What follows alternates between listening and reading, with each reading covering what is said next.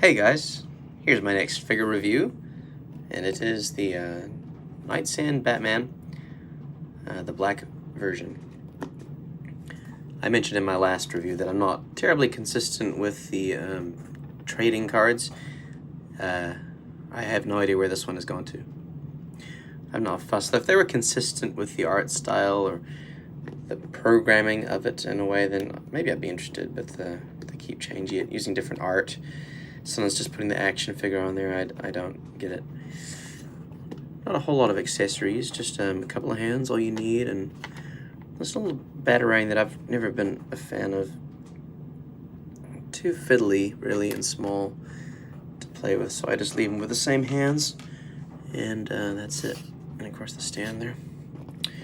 But this is kind of old news by now. I'm sure there's plenty of reviews out there of this guy.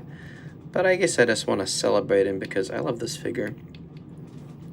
I loved the blue one, and I was stoked to find him. I think I was in where was it? It was in Canada somewhere.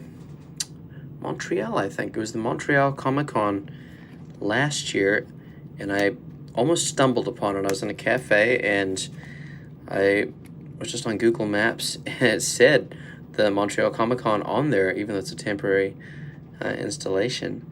And I had time. I went down there, an incredible range of figures. This was the Comic-Cons that I used to go to before they got taken over by video games and a bunch of crap I don't care about. But huge amounts of figures. DC Universe Classics, Legends, Selects, lots of McFarlane. And I went diving in there and found one single blue Nightstand at the back of a pile. I was stoked. I saw this guy in a Target a few months ago, passed him up a few times, and then thought I was probably being a fool. And I was. Fool that I was. This is such a good little purchase. He's got one little blemish there. I suppose I could scratch it off. Maybe not. There's one tiny little, what looked like a scratch there in the packaging that also discouraged me from getting it. Turns out it was just some random filament floating in there, and his face is really great. I'm looking forward to comparing this head to the one, the blue iteration back home, to wonder if the paint job is better here. This feels like it's better than that blue one was.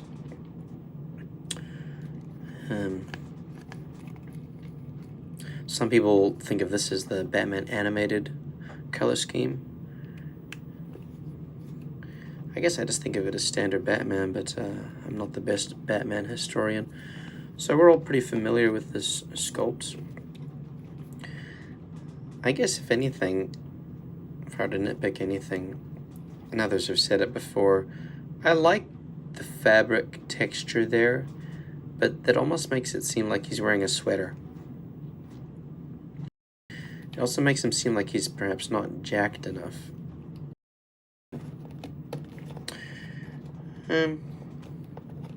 Yeah, take that or leave that. But I guess one comparison would be to this this particular Select Captain America. I'll do a review of him pretty soon. And they're kind of equivalents in a way. They're both peak human. And this is just more of a comic-y, that's redundant. A bold and bright and heroic comic take. And this is maybe more realistic.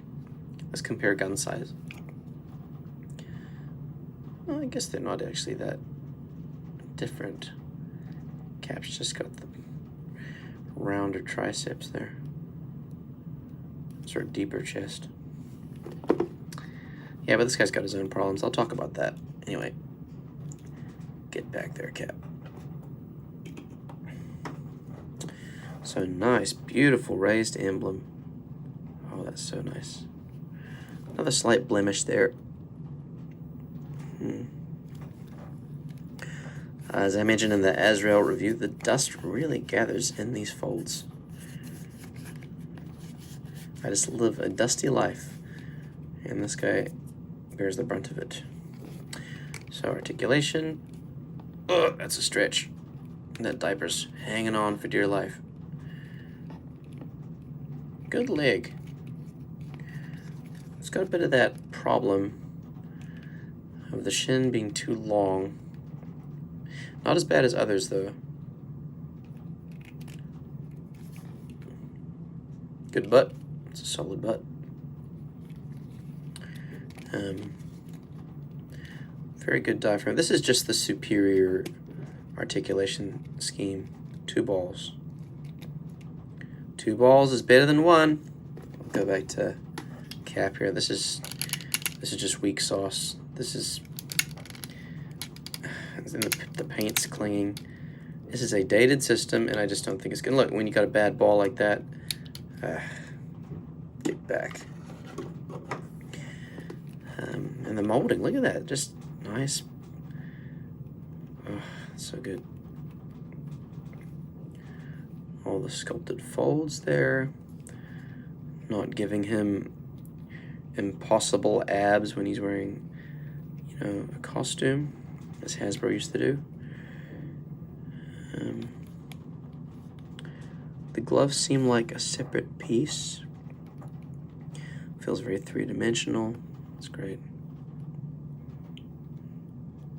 Pokey, but not too pokey. They bend a little bit so as not to puncture me. There's even molding on the joint. And even in the gauntlet, there's some, what would you call that?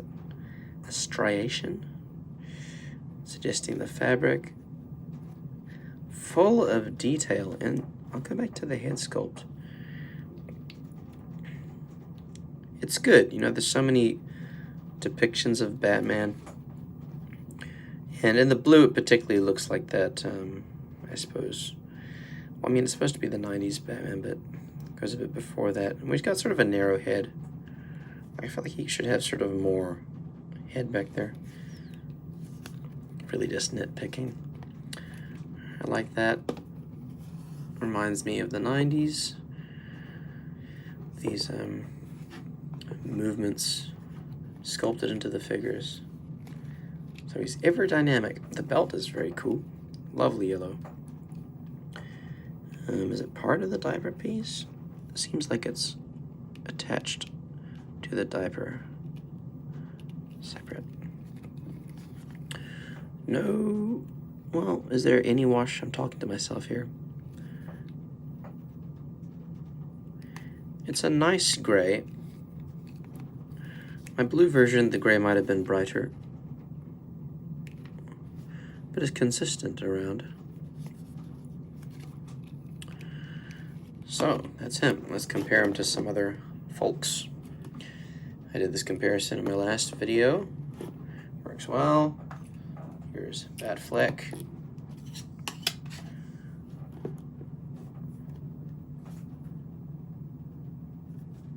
Todd loves his Batmanses. But what I just love is having these classic JLA stand-ins now. And here's my Aquaman. Classic. And here's, oh, a hell. Classic. I love it. I just love it. So still waiting on the iconic Superman. Todd keeps dropping the ball. Perhaps deliberately. Who knows? And I think I might have passed on that Flash one time. I don't know if I'm going to be a completist or not with this line. Kind of went there with icons and DC Universe Classics as best I could. I cobbled together pretty good. JLA, I'll see if I can find a photo. But I'm so into these guys that if there was a great version of each character, I want it. They fit really nice together. Yeah. Okay, well, thanks for watching this, everybody. And time for some freeform posing.